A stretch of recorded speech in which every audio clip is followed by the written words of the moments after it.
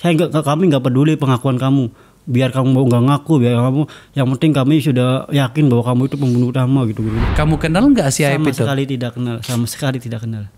Kenapa dia tuduh kamu? Nah itu juga saya penasaran, makanya pelapor sudah mengetahui peristiwanya, mengetahui ada penusukan, mengetahui ada pemerkosaan, tapi tersangkanya di BAP-nya belakangan. Anda dibayar berapa oleh keluarga Peggy untuk kasus ini? Alhamdulillah saya tidak ada bayaran sedikit pun, Pak. Alhamdulillah tidak. Masih nggak nyangka aja gitu, Pak. Saya masih nggak nyangka aja dapat orang-orang baik seperti ini. Nanti di akhirat aja kita. Biar Allah yang membalas, biar tangan Tuhan yang membalas. Karena saya percaya gini, kebenaran pasti akan menemukan jalannya.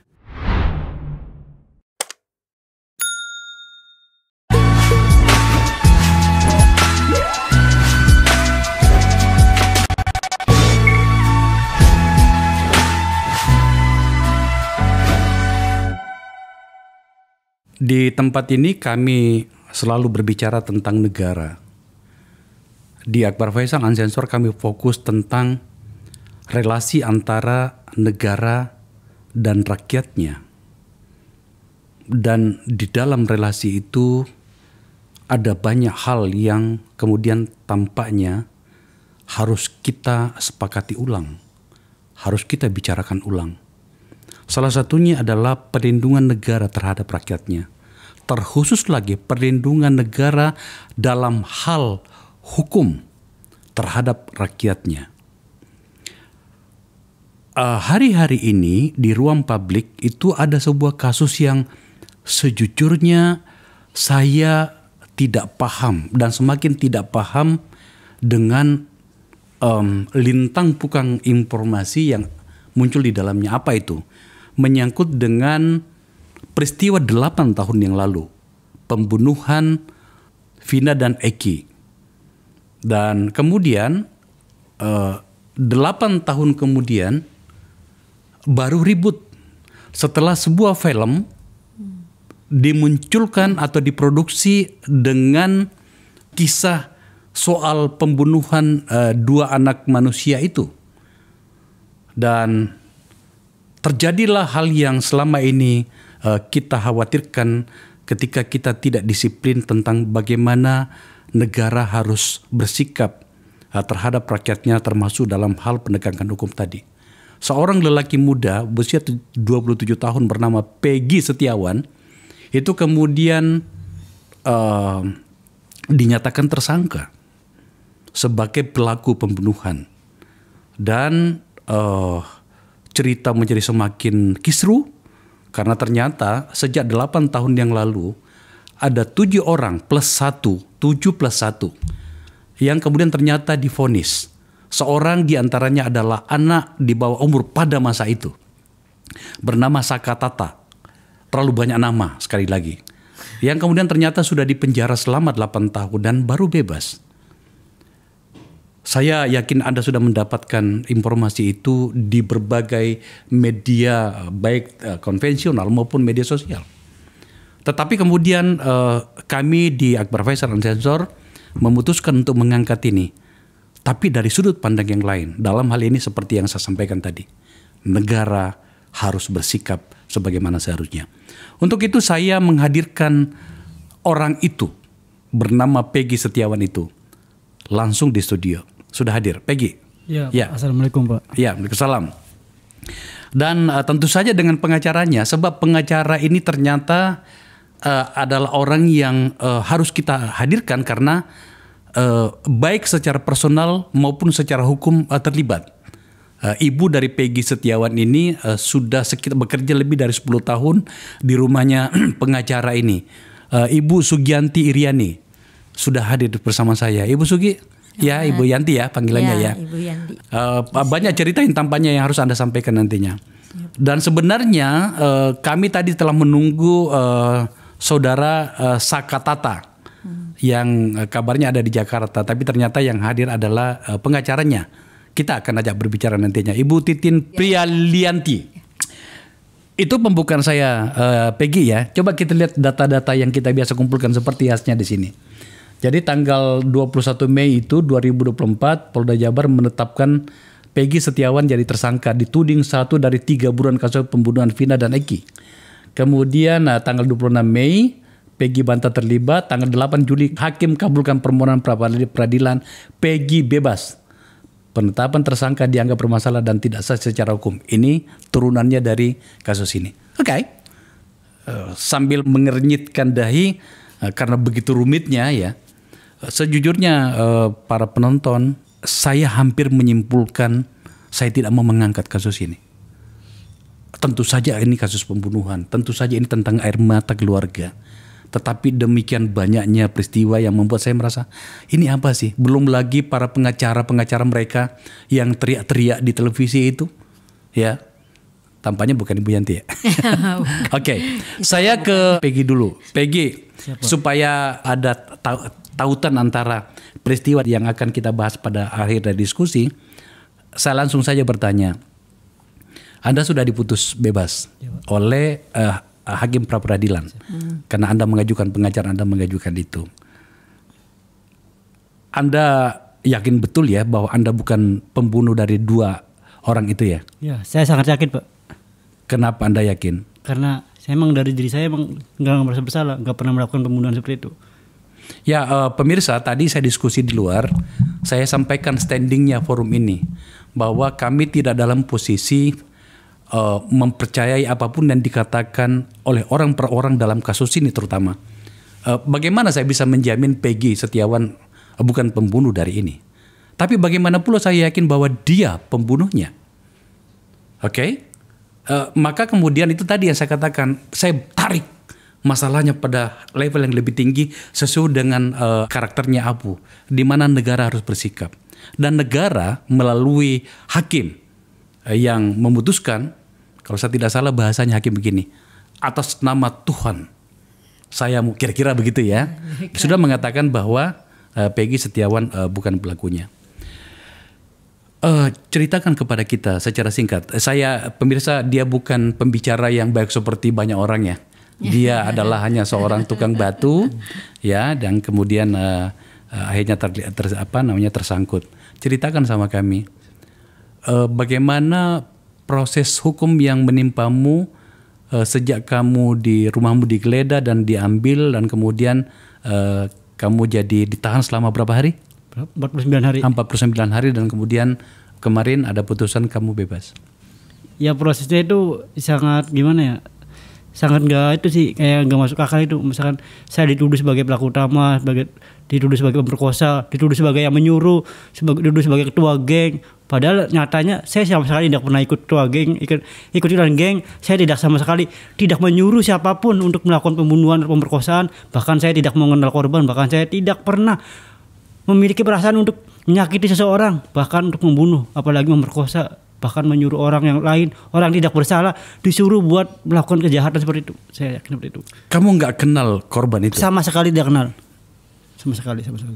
Pada saat terjadi peristiwa itu, ini tampaknya menjadi kartu truf tim penasihat hukummu adalah terjadinya peristiwa itu, katanya Anda sedang bekerja membangun sebuah rumah milik orang di kota Bandung. Iya, benar. Dan si pemilik rumah itu kemudian datang dan memberikan persaksian bahwa betul pada saat terjadinya peristiwa di Cirebon itu, tepatnya di Kabupaten Cirebon, perbatasan dengan kota Cirebon, itu Anda bekerja di situ dan datang memberikan persaksian bahwa ternyata Anda memang bekerja di situ. Iya, benar sekali. Waktu 2016 pas setelah penggerbekan itu, dan saya berkoordinasi sama Ibu Yanti, terus Ibu Yanti menyarankan bahwa saya untuk jangan dipulang dulu gitu ibaratnya. Tadi saya bergejolak di sana di Bandung tuh, karena saya pengen membuktikan gitu. Ya udah, saya ngajakin Mama berkoordinasi, "Mah, gimana kalau misalkan aku pulang aja gitu." Mama juga ngomong ke Bu Yanti gitu. Terus ternyata yang punya rumah juga udah mau bener-bener udah, "Ya udah, Abah pulang duluan aja." Sama Tunggu dulu. Siap. Anda bergejolak itu pada saat pembunuhan itu terjadi? Bukan, setelah misalkan ada kabar dari Mama, ada setelah film itu. Setelah Bukan. ada penggeledahan. Ada penggeledahan itu.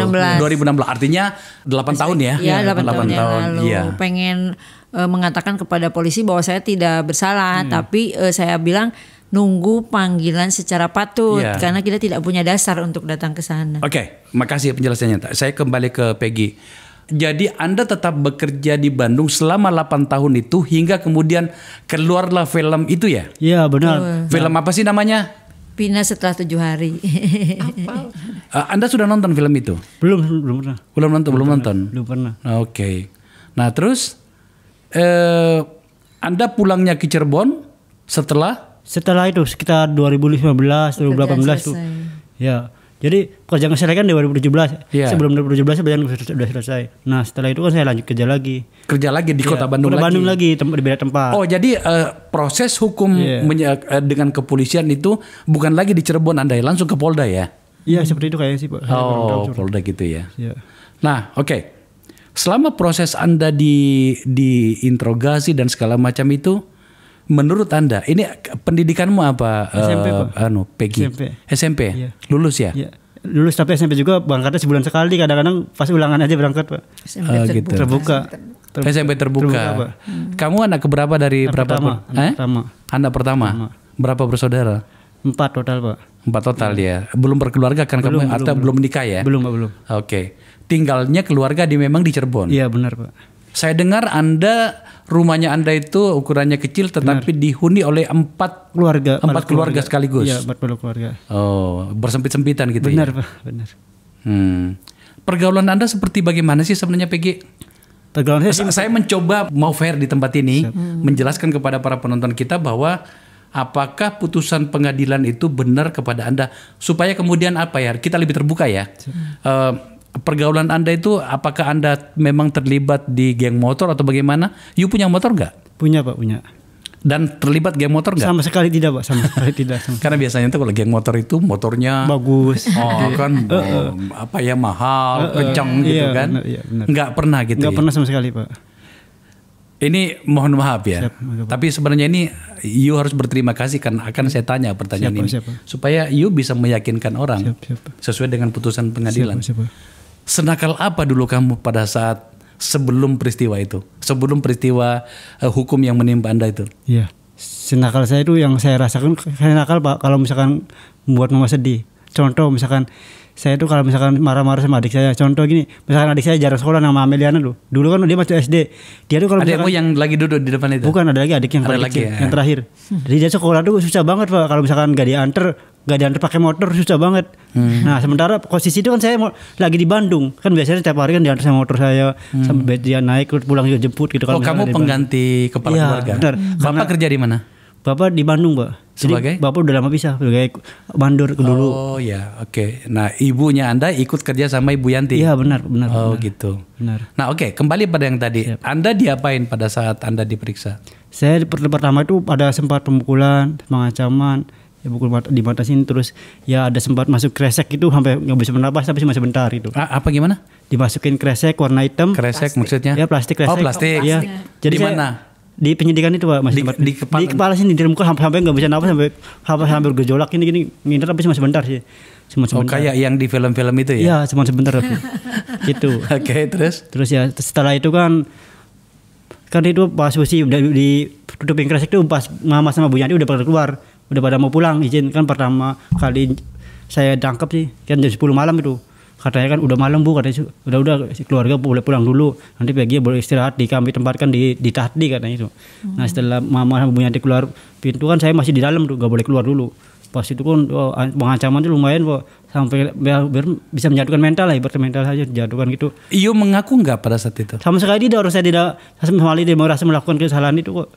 Sama sekali tidak. Berapa lama Anda diperiksa hingga kemudian keluar posisi sebagai TSK itu? Saya diperiksa selama saya dimasukin, pertama saya masuk langsung diperiksa, langsung persiapan BAP, diperiksa terus sampai pagi jam 4. Jam 4 baru boleh istirahat jam 5. Jam 5 saya suruh tidur sebentar katanya. Si penyidik mau mandi, ada yang mau pulang dulu katanya. Nah setelah itu jam 5 pagi itu langsung saya suruh diganti baju itu. Kan awalnya kan saya kan nggak pakai baju, maaf itu Pak. Nggak pakai baju ditelanjangin tuh. Sampai pagi itu terus saya setelah pagi itu suruh ganti baju, jangan ganti baju. Terus lanjut gelar perkara katanya itu. Sekitar gelar perkara persiapan mereka persiapan bagi-bagi persiapan gelar perkara. Wah, pada sibuk lah mereka. Ada siapan gelar perkara, ada yang siapa, ada yang di situ ada yang koordinasi ya saling ibaratnya mengatur strategi gitu. Terus setelah itu langsung BAP lagi tolong stop itu Pak, nggak boleh. Ini di Polda ya? Polda Pak. Polda Jawa Barat ya? Polda. Oke. Ruang penyidikan nggak boleh stop Pak. Bahkan saya mau sholat juga, yaudah nanti aja sholatnya gini. Bahkan saya maksain diri buat sholat juga seadanya. Mau ngambil wudhu saya nggak bolehin keluar, jadi saya ngambil wudhu pakai debu aja yang di bawah, pakai debu. Terus pakai celana disobek Pak, baju disobek, baju bang macam disobek, dibuang habis semua Pak, robek semua. Terus ya saya celana kan pendek bawahnya Pak, jadi saya terpaksa nyari kain yang nggak kepake tuh, saya terpaksa diliputin sih buat nutupin dengkul, buat sholat gitu, nutupin dengkul buat sholat ya. Saya sholat saya terbatas sih Pak, saya nggak tahu kiblat arah mana, tapi yang penting saya yakin hati saya aja Pak, Bismillah aja gitu. Soalnya kan tahu kiblat arah mana, jadi sholat langsung. Peggy, kamu di sekolah dulu baik di SD maupun SMP itu paling suka pelajaran apa? Saya paling suka pelajaran Cirebon Pak. Cirebon. Bahasa daerah. Bahasa Cirebon. Cirebon sama bahasa itu daerah, IPS, iya. ada IPS. Iya. Maksud saya begini, apa kaitan pertanyaan ini? Kamu kan usia sudah 27 tahun. SMP memang, tapi kan bisa berbicara kepada para penyidiknya. Para penyidiknya waktu itu yang meriksa kamu itu, yang robek-robek kamu dan masukin plastik itu tahu nama-nama mereka tahu ya? Tahu Pak. Tahu ya? Tahu. Nama-nama wajahnya gitu ya? Tahu. Nah, maksud saya ini penting juga, siapa tahu kamu ingin melakukan sesuatu kelak ya melalui kuasa hukum. Kamu kan bisa ngomong sama mereka bahwa kenapa aku diperlakukan seperti ini.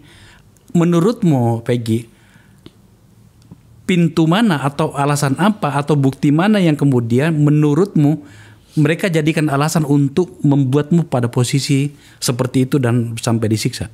Nah, saya juga tidak tahu, karena saya tidak mengerti hukum. Saya hanya bisa menjelaskan apa yang saya rasakan, apa yang saya alami. Namun mereka tidak menggubris. Jadi mereka tetap, kami nggak peduli pengakuan kamu. Biar kamu mau nggak ngaku, biar kamu, yang penting kami sudah yakin bahwa kamu itu pembunuh utama gitu. Bahwa kamu itu menjahat, kamu itu layak ya, ibarat layak. Iya, mati. layak. Oke, Gitu. Mereka begitulah penyidik bekerja ya. Dia kan pasti juga berdasarkan SOP-nya, mereka itu pasti punya alasan juga untuk memeriksa kamu. Menurutmu alasan yang paling kuat bagi polisi saat itu memeriksa dan memperlakukan kamu seperti itu apa? Ya ada lagi yang ngomong bahwa ada teman kamu yang salah satunya nyebut nama kamu, namanya Sudirman. Kamu kenal Sudirman? Saya jawab, emang iya kenal Sudirman. Karena Sudirman itu pernah sekolah satu bareng, kelas satu SD pernah bareng. Selama itu. Nah setelah itu Sudirman nggak naik selama kurang lebih 4 tahun atau 5 tahunan lah. Nggak naik. Setelah itu saya naik terus. Nah setelah itu saya putus komunikasi sama Sudirman. Dan kebetulan sekolah saya di SMP 11. Jadi pulang pergi saya kan lewat depan rumah si korban yang mungkin yang lain lah. Jadi ada mereka misalnya gitaran di depan rumah. Terus saya tegur sapa, punten lah gitu kan. Dia mereka jawab, mangga gitu kan. Terus Oke, tunggu dulu. Peggy pernah satu sekolah dengan Sudirman. Iya benar. Katamu tadi di situ bahwa Sudirman itu sedikit agak iya maaf agak kekurangan gitu. Apa itu? Berkemudian kudus. Ibaratnya IQ-nya rendah gitu lah. IQ rendah gitu ya. Benar. Tapi artinya kau kenal. Iya benar. Kemudian sekarang dia juga terkait dengan kasus ini karena dia, makanya pemirsa mohon sabar mendengarkan cerita ini ya. Karena begitu banyak nama dan peristiwa. Sudirman adalah bagian dari 7 orang yang kemudian ditangkap di depan SMA 11 yang dan sudah divonis hukuman seumur hidup. Bersama dengan Sakatatal yang pengacaranya duduk kita di sini. Sakatatal sendiri sudah bebas karena dia divonis 8 tahun karena dia di bawah umur. Nah, artinya anak kecil yang berusia 16 tahun ketika ditangkap itu merasakan 8 tahun di penjara untuk sesuatu yang katanya banyak pihak tidak dilakukan. Makanya sedang kita bahas. Kembali ke yang tadi. Artinya kan kau kenal dengan Sudirman. Artinya komunitasmu itu adalah bersama dengan 7 orang ini tadi. Oh sama sekali tidak Pak. Kalau itu saya membantah. Karena saya tidak pernah bergombal sama mereka. Nah, bukan. Maksudnya ini kan kita bicara tentang area permainan. Oh, iya. Kalian satu kampung ya? Beda Pak, beda desa Pak. Beda desa. Beda desa. Lah terus kamu dengan Sudirman itu bagaimana bisa? Karena saya kan dulu pernah sekolah bareng itu Pak. Kenalnya pernah sekolah SD bareng. Iya. Jadi SD-nya kan kami dekat Pak. Gitu. Dari situ kan ada SD Perandakan 1, ada SD Beda Perandakan 2. kampung tapi dekat. Iya, artinya ya teman-teman antar kampung lah ya. Iya, betul. Dan ternyata Sudirman itu bergaul dengan 6 orang yang lainnya yang sudah ditahan itu. Iya. Oh, dan itulah yang menunjuk ke kalian. Benar. Kamu mengatakan bahwa kamu adalah bagian. Benar. Ada lagi pemirsa bernama Aep. Aep ya yang juga menuduh kamu Ya, benar. bahwa kamu adalah pelakunya. Benar. Kamu kenal nggak si Aep itu? Sama sekali tidak kenal. Kenapa dia tuduh kamu? Nah, itu juga saya penasaran. Makanya kalau misalkan Aep berani keluar, ya saya mau diskusi dulu. Mau menanyakan mengapa gitu. Alasannya kenapa dia nuduh saya gitu. Padahal sama sekali saya juga tidak kenal sama dia. Seperti itu. Seperti saya yang pernah bilang sama Pak Tony, Saya dengar Aep itu memang tidak kenal sama kamu, tetapi dia punya masalah dengan beberapa orang di 7 anak yang kemudian ditangkap oleh polisi di depan SMA 11 itu ya? SMP Ya. SMP 11 itu ya? Kalau itu saya tidak tahu beritanya karena saya memang tidak ada di Cirebon, saya ada di Bandung. Jadi saya tidak tahu berita situ. Oke. Seperti itu. Sampai pada bagian ini sebelum saya pindah ke Ibu Yanti, saya mau tanya. Di pengadilan pra-peradilan itu kamu diputus bebas. Salah satunya yang menjadi saksi mahkota itu adalah si pemilik rumah. Benar. Yang kamu bangun rumahnya Benar. pada tahun 2016 di Bandung itu ya? Benar Pak, benar. Apa pengakuan dari si pemilik rumah, namanya siapa? Pak Agus dia alias Aceng panggil Aceng. Agus alias Aceng. Di daerah mana di Bandung? Ranca Kasiat, Ranca Manyar. Ranca Ranca Manyar. Kasiat. Ya, desa Ranca Manyar. Dia ngomong apa pada saat itu? Itu saya nggak hadir Pak, jadi nggak tahu. Enggak tahu ya? Nggak tahu Pak. Oke. Sampai di situ saya ke Ibu Yanti. Ibu Yanti, bantu saya mengurai informasi yang harusnya diterima oleh para penonton kita di sini, penonton saya Akbar Faisal dan Sensor, agar kemudian mengatakan, oh ya, ada memang yang harus diperbaiki dalam penegakan hukum kita. Pertanyaan pertama itu begini. Menurut Anda sebagai pengacara, di mana letak kesalahan penegakan hukum terhadap Peggy Setiawan hingga kemudian klien Anda ini diputus bebas atas gugatan Anda kepada pra-peradilan? Iya. Kita di penetapan tersangka bahwa penetapan tersangkanya tidak sah karena pada saat Peggy digeledah di tahun 2016 itu, rumahnya digeledah di tahun 2016 itu, Peggy tidak ada di Cirebon karena dia sedang bekerja sebagai buruh bangunan di Bandung. Kemudian setelah digeledah itu tidak, dan diambil motornya 2 kami duga itu adalah perampasan karena tidak ada berita acara pengambilan motor dan juga tidak ada penetapan penggeledahan dari pengadilan setempat.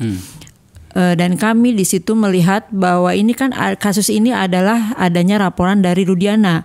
Seharusnya penetapan DPO itu harus ada penetapan tersangka dulu. Makanya kenapa pada saat setelah digeledah Peggy dan diduga pada 2016 adalah sebagai pelakunya tidak dilakukan pemanggilan secara patut. Apabila dilakukan pemanggilan secara patut secara 2 kali dan dia mangkir, baru ketiganya itu adalah dijemput paksa dan ditetapkan sebagai tersangka, kemudian DPO, tapi itu tidak dilakukan oleh penyidik Polda Jabar dan juga penyidik dari Polres Cirebon Kota. Dan pada saat setelah dan itu bergulir sampai 8 tahun. DPO pun penetapan DPO di putusan pengadilan pada 15 September 2016 itu tidak diberitakan pada masyarakat Cirebon, dan masyarakat Cirebon juga tidak tahu adanya 3 DPO itu. Tiba-tiba setelah kasus Pina viral itu DPO baru dimunculkan di 2024. Dan siapakah gerakan DPO-nya? DPO-nya itu adalah Peggy alias Perong, kemudian Andi dan juga Dani. Nah, saat DPO dimunculkan itu tidak ada sketsa gambar, tidak ada sketsa wajah, dan cuma ada gambar topi koboi aja. Kemudian DPO dengan yang ditetapkan di putusan pengadilan itu adalah Peggy alias Perong dengan umur 22 tahun pada saat tahun 2016, dan di saat tahun 2024 adalah 30 tahun dengan alamat di Banjarwangunan dan ciri-cirinya adalah tinggi 160 cm dengan rambut keriting, dan itu tidak sesuai dengan fakta yang ditangkap dengan Peggy Setiawan yang klien saya ini. Ternyata gambaran tadi itu tidak ada tergambarkan di wajahnya. Oke, terus seperti itu. Dan kemudian di 2021 tiba-tiba film viral itu Peggy Setiawan langsung ditangkap pada saat dia sedang bekerja di Bandung di rumah majikannya. Saat itu ditangkap di jam 18.00 dan saya diberitahu oleh bapaknya mengatakan bahwa anaknya ditangkap oleh Polda Jabar tanpa ada surat penangkapan. Dan Peggy itu ditetapkan di 1 kali 24 jam pada saat saya datang ke sana sudah ditetapkan sebagai tersangka. Tapi setelah ditetapkan sebagai tersangka, saksi-saksi baru diperiksa. Kan seharusnya saksi-saksi dulu diperiksa, dicari bukti-bukti baru ditetapkan sebagai tersangka. Padahal kan sudah ada DPO. Katanya dasarnya dari DPO, tapi Peggy baru ditetapkan tersangka di 22 Mei 2024.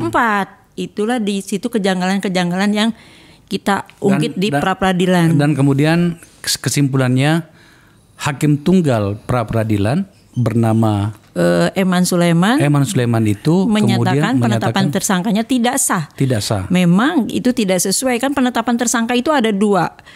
Apabila ada laporan, seorang itu harus dilakukan pemanggilan sebanyak 3 kali, minimal 2 kali. Tapi apabila tertangkap tangan baru boleh dilakukan langsung penangkapan. Itu pun terjadi pada 5 terpidana. Ini ada laporan loh, harusnya mereka dipanggil dulu dong. Kalau memang dicurigai, itu dipanggil, dilakukan pemeriksaan, kemudian diklarifikasi. Kenapa menurut Anda Polda dan atau Polres bahkan itu tidak melakukan mekanisme pemanggilan seperti yang Anda minta? Justru itu makanya inilah adalah kejanggalan yang kita buka di peradilan. Kenapa mereka melanggar SOP?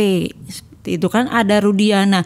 Makanya kita pada saat pra-peradilan pun minta agar Pak Rudiana sebagai pelapor dihadirkan, karena pada saat gelar perkara pun tidak pernah dihadirkan. Seharusnya pelapor itu dihadirkan untuk diminta keterangannya, apakah diklarifikasi dengan si terlapor. Ibu, supaya semakin jelas, pembatalan posisi TSK atau gugurnya posisi TSK terhadap Peggy di pra-peradilan itu, apakah karena rusaknya mekanisme penetapannya atau keyakinan hakim bahwa bukan dia pelakunya?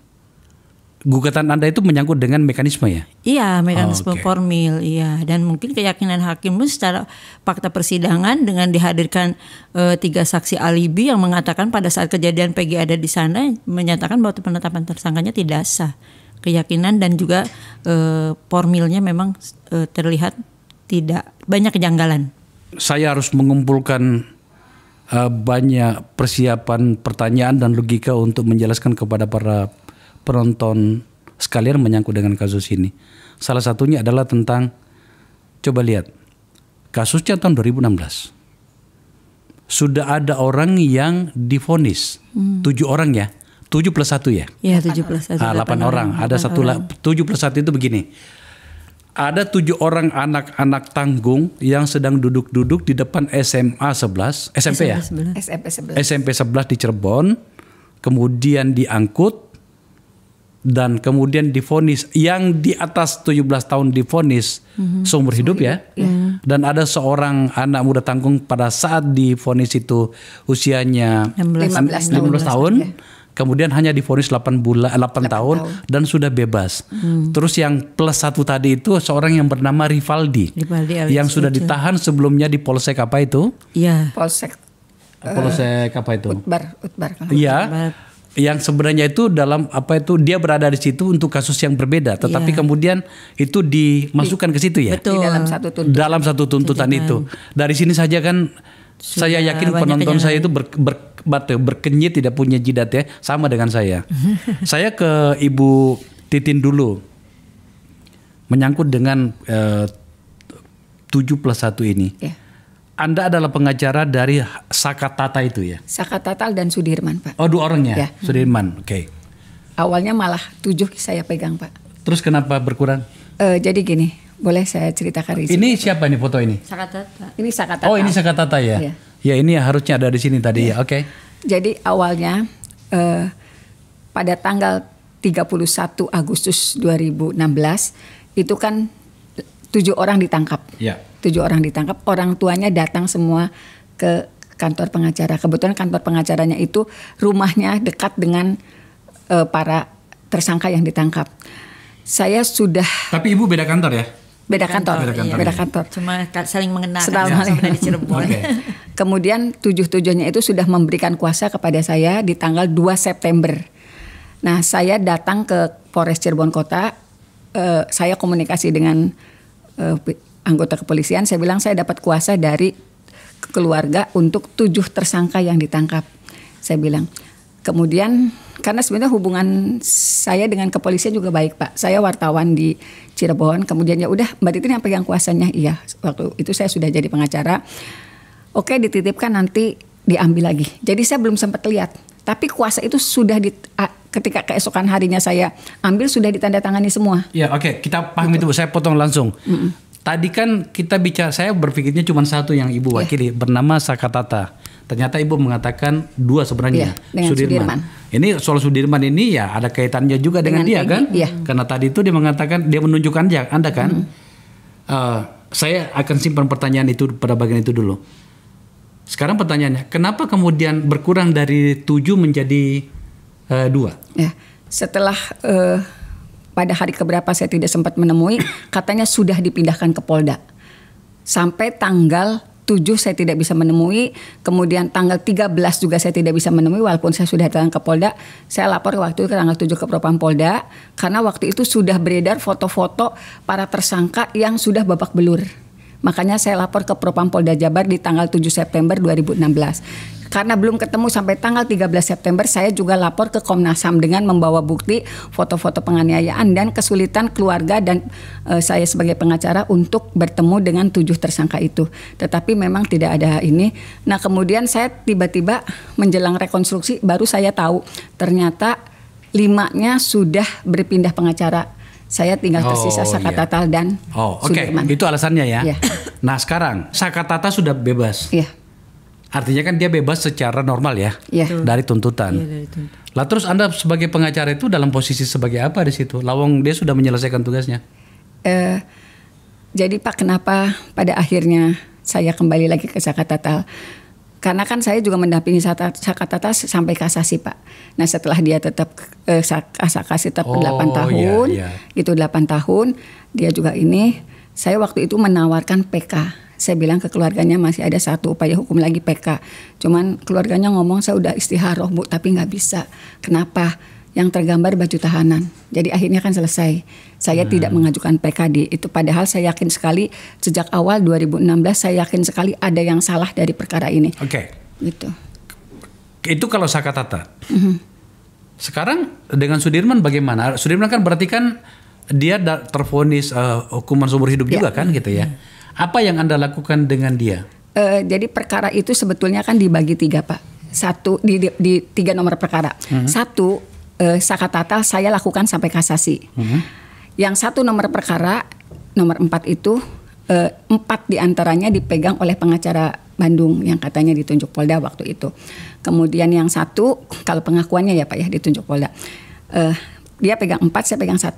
Nah yang 1 perkara lagi dia kan pegang 5 Pak. Ada 1 dengan Rivaldi, Buwit Yaningsih yang dari Cirebon. Jadi berkas itu dibagi 3. Enggak, maksud saya itu apa? Itu berkas apa? Kita bicara tentang peristiwanya adalah pembunuhan Vina dan Eki. Ya kan dibagi 3 Pak, dibagi 3 berkas. Jadi Sakatata sidang duluan, kemudian yang 1 berkas itu 5 orang. Jadi di split, perkara itu di split. Rivaldi. Iya, yang Rivaldi dengan Eko. Nah, saya berpikir waktu itu karena pengacara Bandung pegang 4, dia pasti banding. Kan saya ada nama Sudirman 1, yang 1 berkas kan 5 orang. Ternyata tidak banding. Saya juga kaget ketika tidak banding.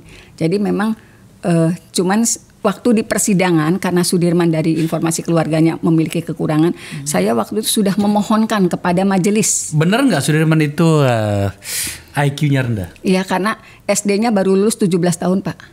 17 tahun baru lulus SD.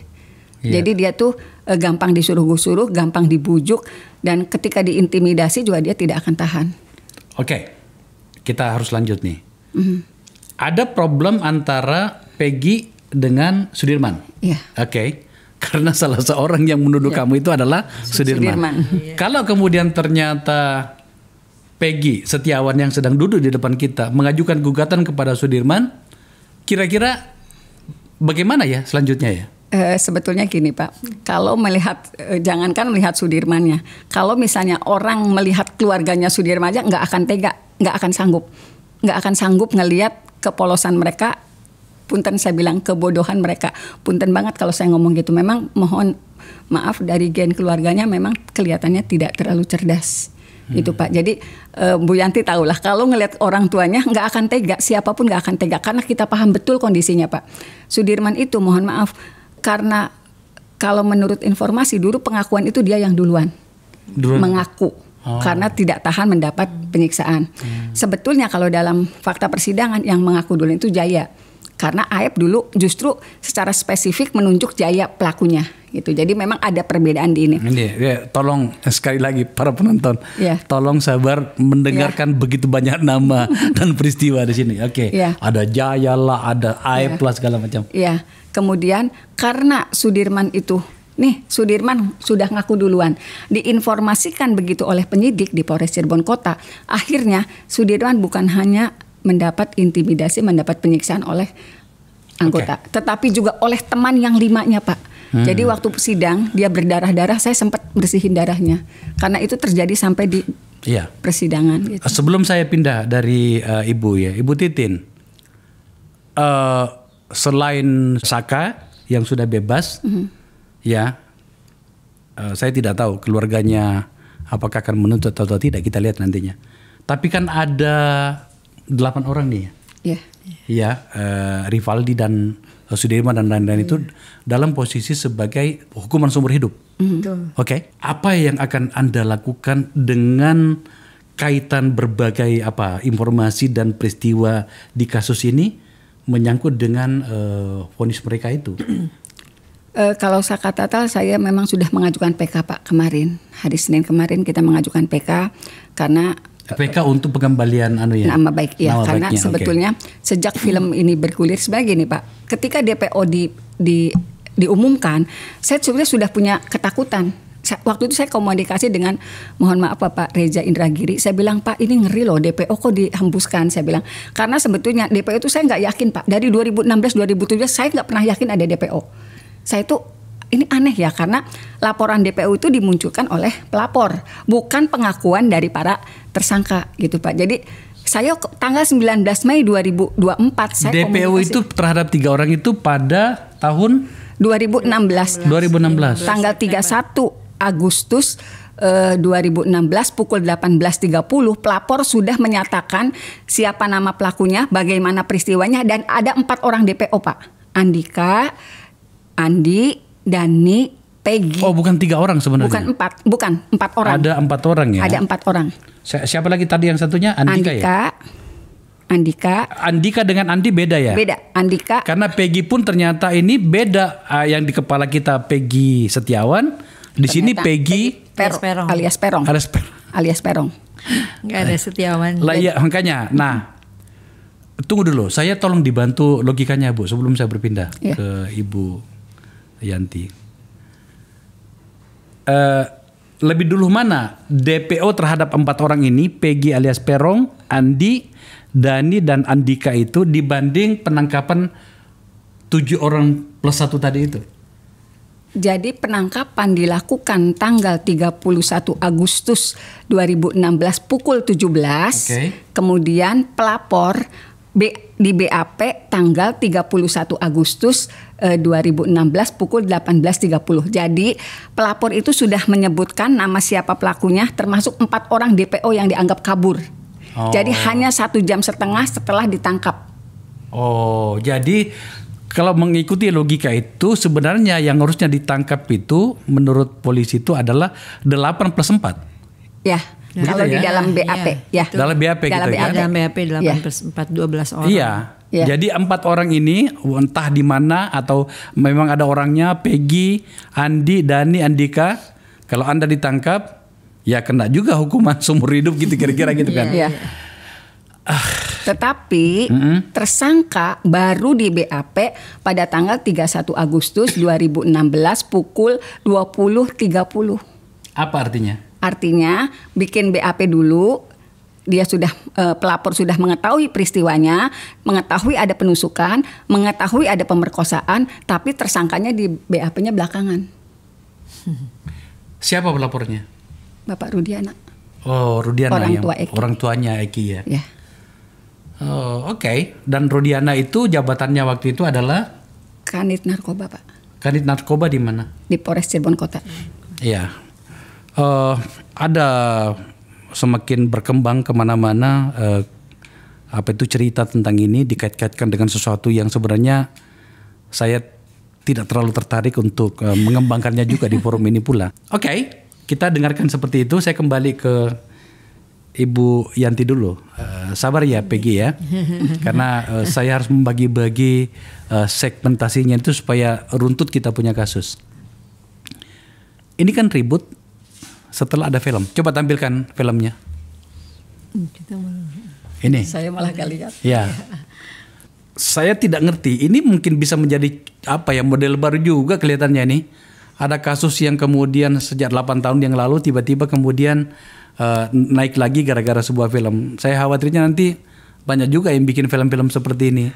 Ya kan? Dan pada saat itu kemudian kita menyadari betul bahwa ternyata memang kita sungguh-sungguh bermasalah dalam hal penegakan hukum kita. Ibu, coba jelaskan ke kita dari berbagai lintang pukang informasi tadi itu, kenapa terjadi kerumitan yang luar biasa seperti ini? Karena memang beritanya simpang siur Pak, dari awal itu sudah banyak rekayasa yang dilakukan. Isunya di tahun 2016 itu yang terbunuh itu adalah pada saat pertama kali Pak Rudiana melaporkan itu adalah kecelakaan. Ya, kecelakaan, tapi tiba-tiba 2 hari kemudian berubah menjadi pembunuhan berencana. Seperti itu. Dan Pak Rudiana menarik garis 100 meter ke kota dan 100 meter ke kabupaten, karena memang itu adalah perbatasan. Korban itu ditemukan di perbatasan. Akhirnya setelah Pak Rudiana menarik garis 100 meter ke kota, bertemulah dengan AEP. Dan Pak Rudiana titip kepada AEP jika dia AEP melihat. itu siapa, Bu? Saya tidak tahu dengan AEP, cuma informasinya AEP itu adalah orang Bekasi yang memang kos di daerah situ, bekerja di situ, di daerah di dekat SMP 11 tersebut. Dan AEP sering nongkrong di situ. Kemudian Pak Rudiana bertemu dengan AEP dan meminta kepada AEP apabila melihat orang-orang yang nongkrong kasih tahu dia. Dan AEP, isunya bahwa AEP itu mempunyai masalah tersendiri dengan anak-anak yang nongkrong di situ. Yang tadi ditangkap itu? Iya, yang 7 orang? Yang 7 orang itu. Apa masalahnya? Karena AEP itu pernah digerebek oleh mereka memasukkan perempuan ke kosannya. Jadi AEP dendam kepada mereka. Akhirnya AEP menelepon Pak Rudiana bahwa dia melihat pelakunya. Dengan begitu dan ini pelakunya sedang nongkrong ada di sini. Datanglah Pak Rudiana, lalu mereka langsung ditangkap seperti itu. Dan pengakuan AEP itu apakah menyebutkan Peggy juga? Saat itu sih tidak. Saat itu tidak. Setelah hanya menunjukkan bahwa itu ada loh anak-anak nongkrong itu aja, tidak menyebutkan satu orang namanya, enggak. Kalau di BAP disebutkan secara spesifik. Secara spesifik di BAP. Termasuk potongan rambutnya dan sebagainya. Oke. Tapi justru Peggy itu dikenali setelah Peggy tertangkap. Iya. Di 2024. Di 2024. Oke, Ibu. Menurut Anda, apa alasan pembuatan film ini? Kalau analisa saya barangkali mungkin film ini bisa mengangkat kembali bahwa 5 terpidana itu adalah bukan pelakunya, sehingga akan terungkap dengan film ini akhirnya dengan salah tangkap. Kok 5 Bu? Kan harusnya 7, 8 ya? Iya, 8. Masih 5 tersisa 8 berarti Ucil ya, berarti Sakatata berarti 7 ya, masih 7. Maaf, berarti 7 terpidana itu karena kan Ripaldi itu beda perkara. Ya, tapi kan dalam satu tuntutan akhirnya. Iya, cuma kan yang tidak bersalah itu kan yang saat ditangkap di warung itu, berarti yang orang yang coba lihat kan pengacara mereka aja kebingungan kok. Iya, Oke. Ripaldi itu bukan perkaranya beda. Jadi yang ditangkap pada saat ada kumpul-kumpul itu kan berarti 7 ya, 7 orang. Iya, berarti 7 orang itu kan mungkin terangkat kembali bahwa mereka memang bukan pelakunya dengan adanya film Pina ini. Oke. Itu positifnya. Peggy. Ya, positifnya, sisi positifnya. Peggy, saya harus mencari pertanyaan yang pas lah untuk kamu ya, karena saya tahulah bagaimana bingungnya. tadi penjelasanmu tadi di ruang depan itu, betapa kamu menderita pada saat diperiksa itu. Iya. Apa langkah selanjutnya dari apa yang harus kau lakukan, baik secara personal maupun dengan pengacaramu? Apakah misalnya akan mengajukan gugatan atau gimana? Kalau saya pribadi, saya menyerahkan semuanya kepada pihak kuasa hukum biar mereka yang menentukannya. Karena saya nggak ngerti hukum, Pak, ngerti sama sekali. Saya jadi serahkan semuanya kepada mereka, Pak. Kamu adalah warga negara, Peggy. Iya, warga Indonesia. Sadar nggak kamu bahwa kamu punya hak yang sama dengan saya, dengan Ibu Titin, Ibu Yanti, bahkan dengan Presiden Jokowi, bahkan dengan siapapun di Republik ini, hak yang sama. Hanya jabatan dengan kewenangan saja yang berbeda. Sadar nggak kamu bahwa kita sama rata di depan konstitusi kita? Sadar nggak? Kalau perihal itu saya sadar, namun saya kembali lagi karena saya orang nggak punya, keluarga saya orang nggak mampu, jadi saya ngerasa pesimis aja gitu. Seperti itu. Tidak punya adalah satu hal, tapi yang paling penting adalah kamu sadarkan Sadar. bahwa hakmu sama, ya. Nah sekarang, ketika negara melalui alat-alatnya bekerja dan memperlakukan kamu seperti ini, dan ternyata menurut negara pula atas nama hukum kau dibebaskan, menurutmu negara melindungi kamu nggak? Melindungi. Melindungi. Iya, karena sudah ada putusan ya. Iya. Tetapi dalam prosesnya, menurutmu apa yang ingin kau katakan menyangkut itu? Ya semoga pihak kepolisian itu bisa lebih baik lagi lah, bisa lebih teliti dalam mengungkap itu. Mengungkap suatu ingin menjadikan seorang sebagai tersangka itu harus lebih teliti itu, jangan sembarangan gitu sebenarnya. Kami punya data proses salah tangkap beberapa tahun lalu. Iya. Ini ya, ini tahun 2013 ya, 6 pengamen di Cipulir itu divonis hukuman 3 sampai 4 tahun penjara karena dituduh membunuh Diki Maulana. Ya, saya kayaknya agak paham kasus ini ya. Kalau nggak salah itu orang tuanya itu datang ke saya waktu itu masih di DPR. Datang orang tuanya ke menemui saya di DPR pada masa itu. Kemudian pada tahun 2010 atau lebih mundur lagi ke belakang, Roli dan Wandi. Roli dan Wandi itu penyadap karet di Lampung Utara dituduh membunuh Sariun, mandor sebuah perusahaan perkebunan. Ya. Kemudian Oktober 2007 lebih mundur lagi, Imam Hambali alias Kemat dan David Eko Prianto yang sempat ditahan hampir 14 bulan sejak November 2007 karena dituduh membunuh Asrodi. Pengadilan Jombang memvonis 17 tahun penjara dan David 12 tahun penjara. Tahun yang sama Risman Lakoro dan Rostin Mahaji, ini warga Kabupaten Boalemo, Gorontalo, ditangkap polisi terkait temuan kerangka manusia. Pasangan suami istri ini dituduh telah membunuh Alta Lakoro, anak kandungnya. Belakangan terkuak korban ternyata masih hidup dan muncul di kampung halamannya. Lebih lucu lagi ini, ya kan? Tahun 2002 Budi Harjono mendekam di penjara selama 6 bulan karena dituduh membunuh ayahnya Ali Hartawinata, pemilik toko material Trubus. 293 kasus salah tangkap juga terjadi pada pembunuhan aktivis buruh Marsina. Ini kasus besar sekali. Dan tahun 95 Mahkamah Agung membebaskan 9 terdakwa yang telah mendekam di penjara selama 2 tahun. Hingga kini belum terungkap siapa pembunuh sebenarnya. Tahun 90 Mudovi alias Mujahir dituduh membantu istrinya membunuh Wacik 44 tahun pada November 90. Dia divonis penjara 12 tahun dan istrinya 15 tahun penjara.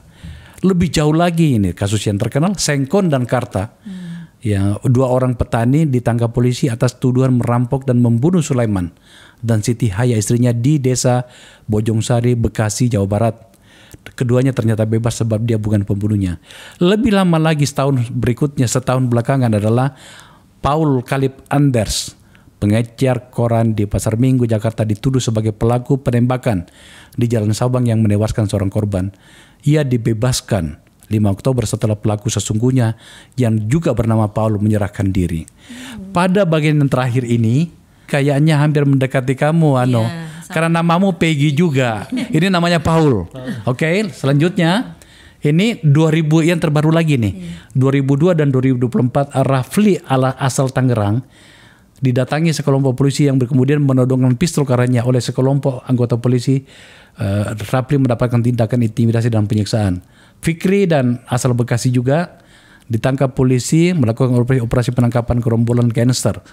Fikri juga disebut korban penyiksaan hingga mendapatkan dan seterusnya. Ini yang kita catat ya. Ada yang lebih Terbaru, iya.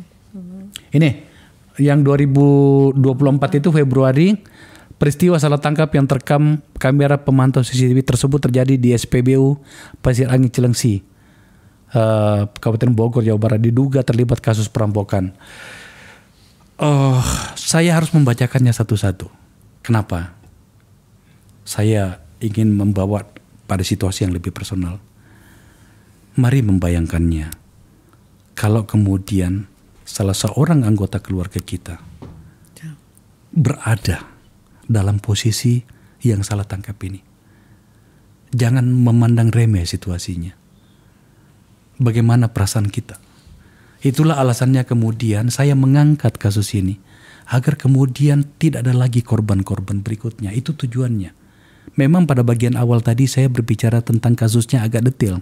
Tapi sekarang saya masuk pada bagian yang lebih menjadi concernnya Akbar Faisal dan Sensor.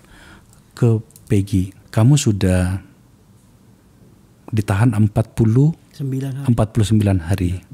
Apa pesanmu kepada para aparat hukum, bahkan juga mungkin kepada presiden sebagai pemimpin tertinggi, agar kemudian kasus seperti ini tidak terjadi lagi?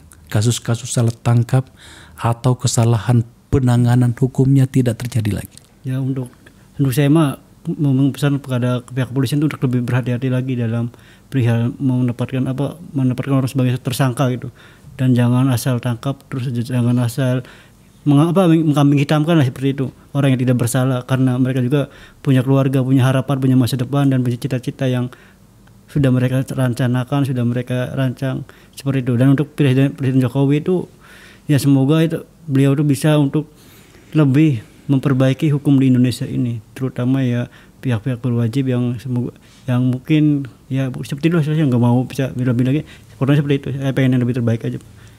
Kamu nggak dendam? Sama sekali karena saya biarkan aja yang di atas membalasnya, karena prinsip lagi nih, hidup di dunia ini hanya sekali dan di akhir itu selamanya. Jadi meskipun saya di dunia dijolimi, difitnah, dituduh sebagai macam-macam, nggak apa-apa, yang penting nanti balasnya di akhirat, karena di dunia ini saya orang nggak mampu, orang nggak punya, jadi mungkin saya nggak bisa membalasnya, Pak. Mungkin nanti di akhirat aja kita, biar Allah yang membalasnya, biar tangan Tuhan yang membalasnya, karena saya percaya gini, kebenaran pasti akan menemukan jalannya, seperti itu. Oke, sebuah catatan yang bagus. Ibu Yanti sebagai penasihat hukum, Ibu Yanti ini buka praktek di Cirebon. Alumni dari Unisba Bandung, udah cukup lama membuka praktek hukum.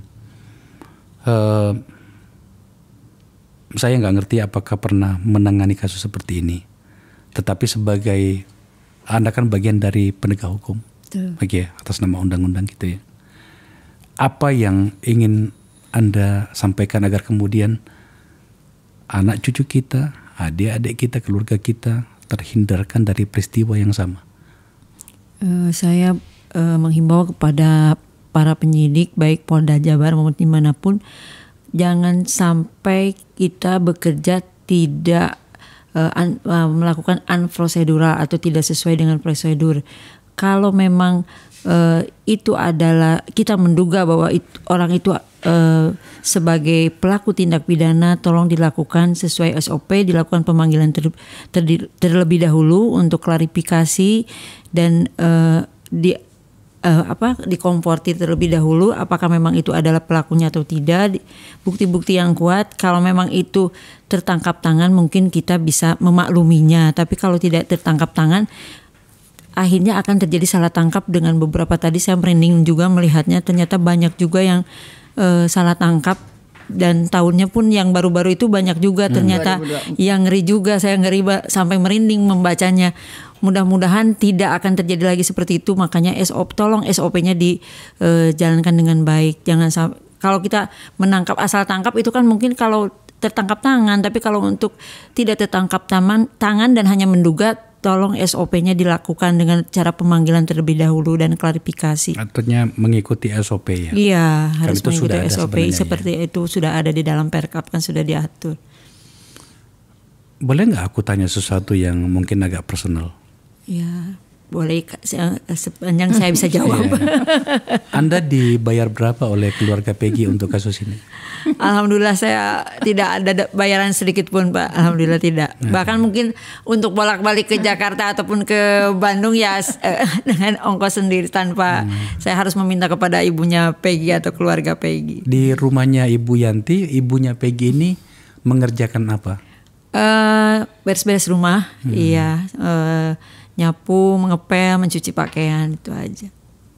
Memang dekat rumahnya ya? Iya, hanya berjarak 200 meter. Dari rumahnya ibu dengan rumahnya Peggy? Iya, betul. Itu aja alasannya juga ya? Iya, betul. Alasannya karena saya juga melihat ibunya Peggy itu kan sudah ditinggal sama suaminya dari 2007 dan dia harus berjuang untuk 4 orang anaknya, dan dia ingin anak-anaknya bisa bersekolah.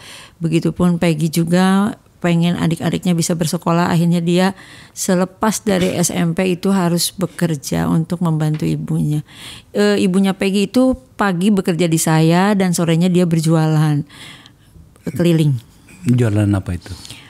Makanan-makanan tradisional seperti kerupuk sambal. Bikin sendiri dia? Iya, bikin sendiri. Makanya kan di saya itu bekerjanya sampai jam 10 pagi. Dari jam 7 pagi sampai jam 10 udah selesai beres-beres. Dia terus ke pasar belanja dan sorenya berjualan keliling. Hanya untuk bisa menghidupi anak-anaknya.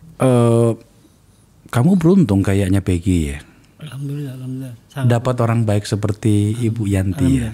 Saya sangat beruntung sekali. Maka dari itu saya sangat-sangat berterima kasih ya Bu Yanti. Masih nggak nyangka aja gitu Pak. Saya masih nggak nyangka aja dapat orang-orang baik seperti ini. Padahal pertama itu yang saya pikiran waktu saya ditangkap itu pasti saya bakal sendiri gitu. Mikirnya seperti itu pertama. Namun alhamdulillah saya berkat, ya mungkin doa dari saya, doa keluarga saya, Allah memberikan perantara orang-orang baik ini untuk bisa mendampingi saya dan untuk bisa menegakkan kebenaran seperti itu. Ini pertanyaan agak aneh sih sebenarnya. Tapi tadi ada penggambaran ini soal nama ya. Betul. Sebenarnya itu Peggy itu apa artinya Peggy? Peggy nggak tahu Pak, saya juga nama juga nggak tahu Peggy itu. Dia mungkin juga katanya kecewa dikasih nama Peggy karena namanya kayak perempuan itu. Pak Peggy Melati Sukma tuh. Saya sering dipanggil Peggy Melati Sukma, harum sepanjang wangi gitu. Maka dari itu saya di Bandung tuh nama gaulnya Robi. Saya di Bandung nama gaulnya Robi karena Robi. Iya, karena saya kenalan sama cewek itu seperti sering dibully gitu Pak. Kalau misalnya kenalan sama cewek, nah, lalu nama kamu siapa? Nah, kan dia nanya saya, nama saya Peggy. Oh Peggy Melati Sukma ya, harus sepanjang wangi gitu kan, yang pusing gitu kan gitu Pak. Saya selalu malu maka dari itu. Ini lucu bagian ini. Iya, maka dari itu saya tuh, itu dia gini. cerita ke saya. Iya. Kamu katanya mengganti nama Robi. Ya bukan, Bu. Saya kan malu kalau misalnya kenalan tuh suka, kok namanya kayak cewek gitu, kayak Peggy Melati Sukma. Makanya udahlah pakai nama adiknya gitu, Robi itu. Robi itu nama adiknya. Tapi sebenarnya itu artinya apa sih dalam bahasa orang sana? Peggy itu apa artinya? Gak tahu Pak. Nggak ada artinya. Ada. Sebetulnya masalah Peggy Melati Sukma itu saya kan dikasih informasi Mbak Titin DPO tertangkap siapa Peggy Melati Sukma. Saya juga gitu jawabannya. Tapi memang nama aslimu Peggy sejak kecil? Peggy Setiawan. Bawa KTP sekarang nggak? Di ibu Pak, di mama. Oh, dompet di kan mama masih gitu waktu penyidikan kan iya kemarin masih baru dikasihin ke mama, jadi saya belum megang HP, belum megang dompet, belum megang ya alat ya apa kayak sosmed ini masih penyidik itu. Oke. Ke Pak apa namanya itu Ibu Titin, ini kan masih ada satu orang klien Anda yang dituntut hukuman seumur hidup, ya. Sudirman, Ya. yang IQ-nya rendah tadi itu. Apa yang akan Anda lakukan menyangkut mereka? Sebetulnya Sudirman pas sejak Peggy tertangkap di tanggal 21, Sudirman tuh awalnya kan di lapas Cirebon. Sudah dibawa ke Polda dari tanggal 23. Dan di waktu yang bersamaan kakaknya Sudirman, karena sebetulnya kalau di Cirebon kalau punya klien tuh hubungannya sangat dekat ya Mbak ya, kayak sampai kayak keluarga. Itu kakaknya Sudirman di tanggal 23 didatangi oleh anggota kepolisian, disuruh menandatangani kertas kosong yang isinya harus mencabut kuasa dari saya. Itu keluarganya Sudirman.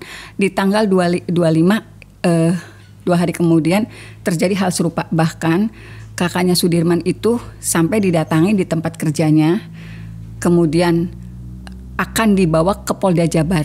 Nah waktu itu kakak Sudirman komunikasi sambil nangis melalui telepon dengan saya, "Ibu, saya nggak mau dibawa ke Polda Jabar. Emang kamu mau diapain?" Saya dipaksa cabut kuasa dari ibu. Yang maksa siapa? Dari Polda Jabar sama dari anggota Polres Kota Cirebon. Kalau pengakuan kakak Sudirman, kebetulan karena dia bersikeras, saya bilang saya salah kalau menghalangi kamu.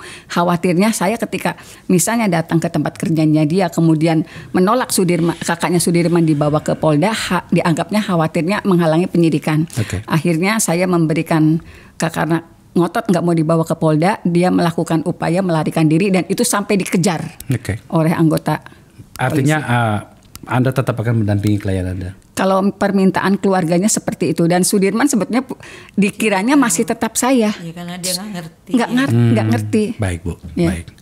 Ibu Titin, Ibu Yanti, Mas Peggy, terima kasih sudah hadir di sini ya. Lagi-lagi fokus dari diskusi kita ini adalah memahami dan memastikan apakah negara bekerja seperti seharusnya terhadap warganya, termasuk dalam hal penegakan hukum itu tadi. Apakah telah adil atau tidak? Sekali lagi terima kasih sudah hadir ke sini. Pemirsa, Anda menyimpulkan sendiri. Toh juga kan di media sosial dan media mainstream itu sudah banyak ditayangkan soal ini. Tapi lagi-lagi yang ingin saya pastikan dari tayangan ini adalah Anda melihat betapa negara harus melakukan banyak hal, terkhusus lagi aparat penegak hukum. Karena ini menyangkut dengan martabat seseorang. Tidak mudah ketika kita berbicara tentang martabat. Di situ ada keadilan, di situ ada kesetaraan. Dan kepada para pihak yang memiliki kewenangan untuk menentukan nasib orang, berhati-hatilah.